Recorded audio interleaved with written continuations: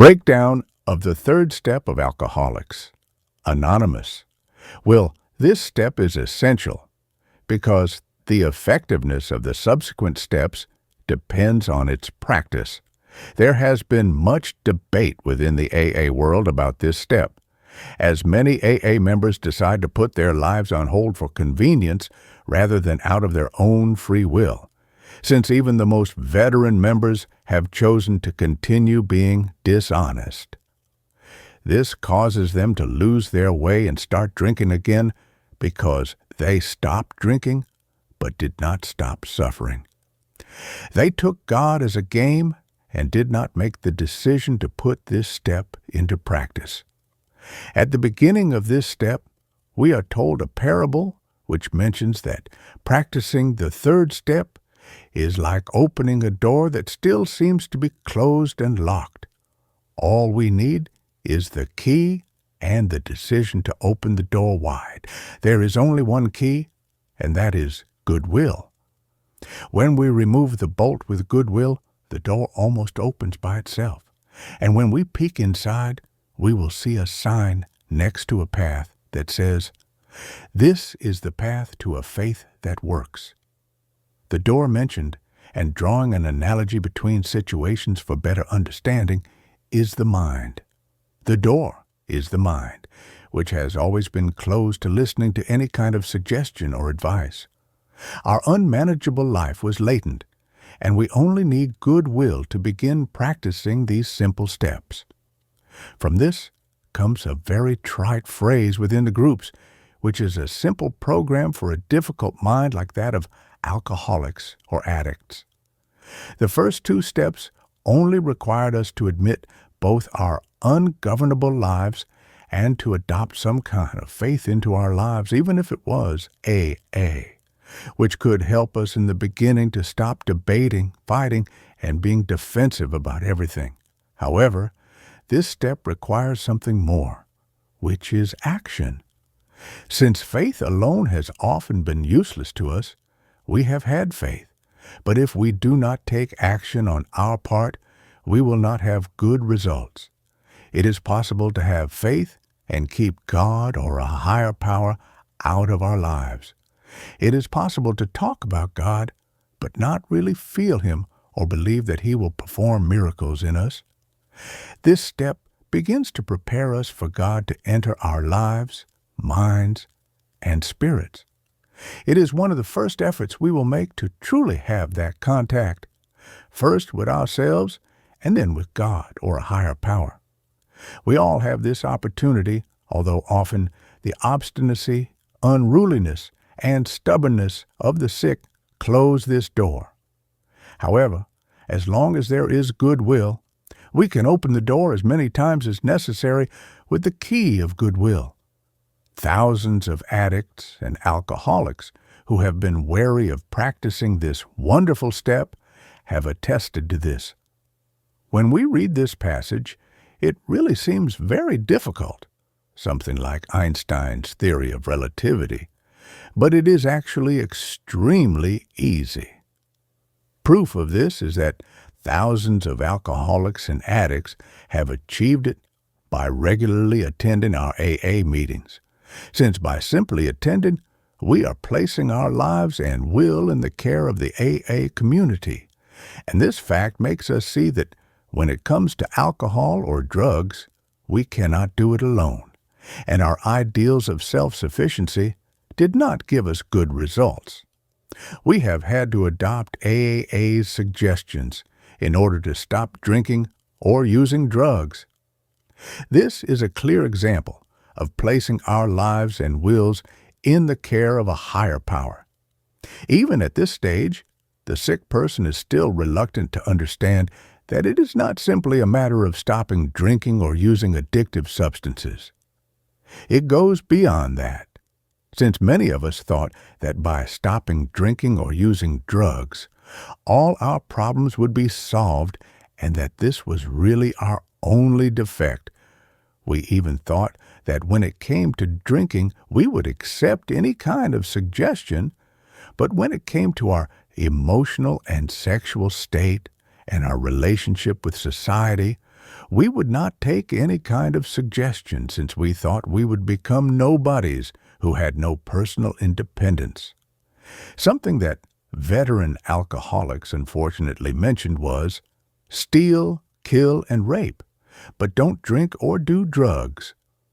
This type of misguided ideology, not expressed by us but by alcoholics from about 20 years ago, has been told to us.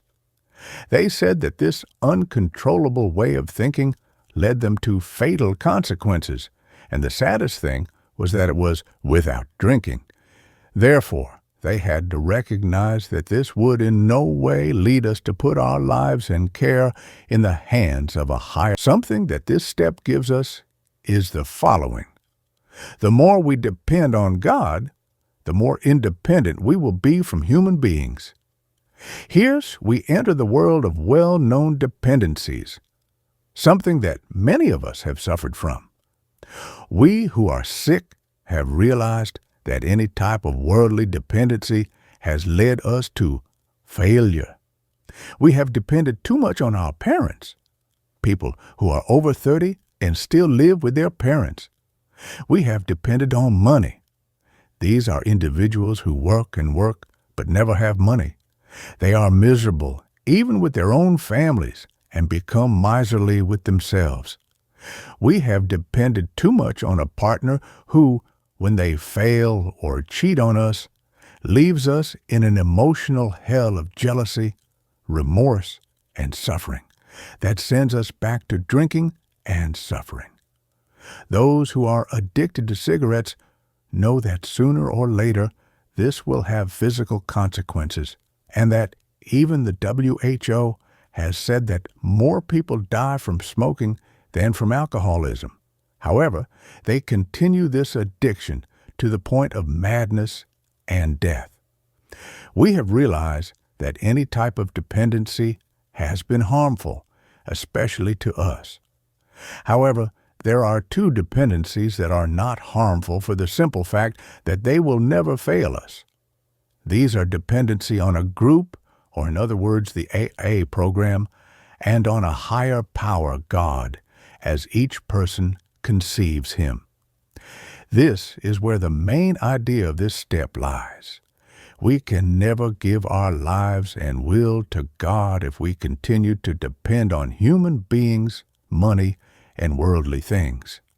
We cannot make spiritual progress because when it comes to the decisions we make, the sick person really resents others interfering in them. For example, if you mention to a jealous person that they have problems, they will surely blame their partner. Tell a lazy person to work, and they will justify themselves by saying that there is no work. Tell an angry person that they need to change, and they will tell you to go to hell. Emotional independence and our decisions are something that we addicts have wanted to say in a few words. Don't meddle in my life. You don't care how I live. This individual has simply stopped drinking, but has not stopped suffering. They have not given up lying and dishonesty. Their only destiny is to drink again, do drugs, and die while still alive. He continues to believe that his willpower and intelligence will lead him to success in life, that he really doesn't need anything or anyone else to succeed in his finances, family, work, etc. This philosophy of life sounds great, but it will have to be put to the test, or in other words, when the consequences of this way of acting and thinking arrive, that is when a look in the mirror will be the simple answer.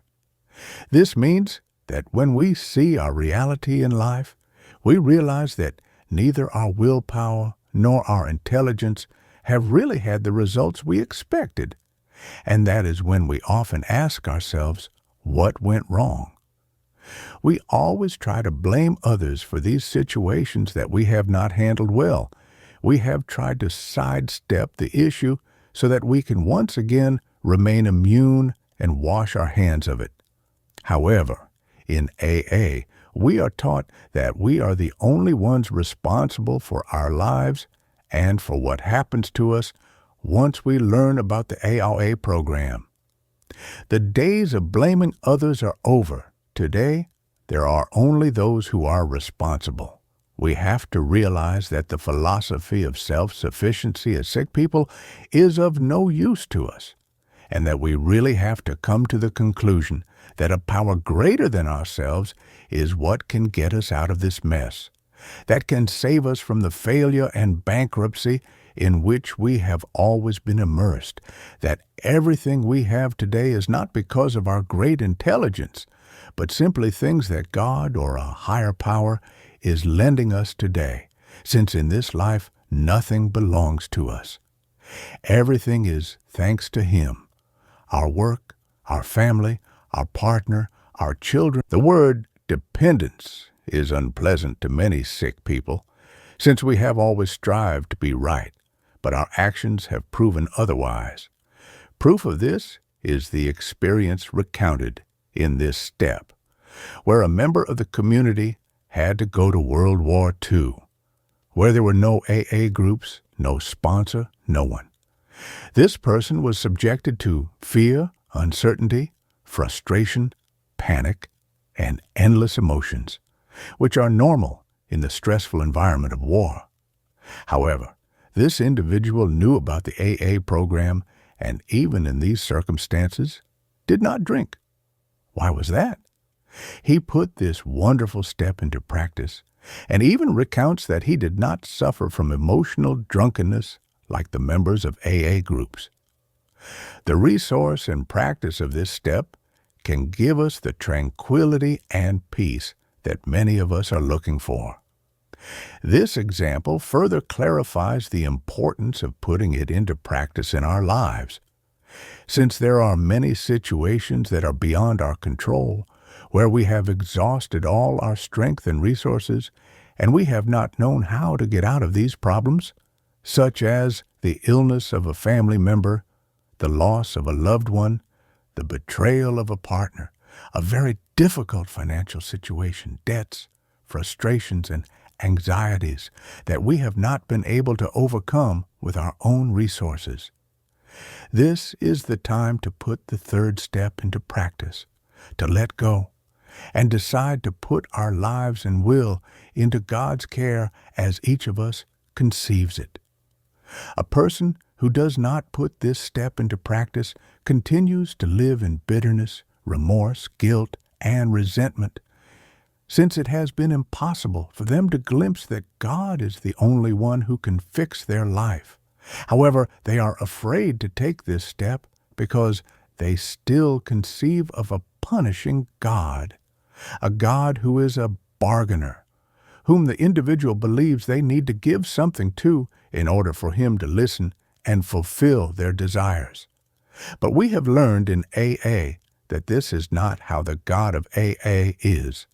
Truly loving and understanding, who does not ask for any kind of sacrifice and loves us simply because we are His children. He is the loving Father that many of us did not have.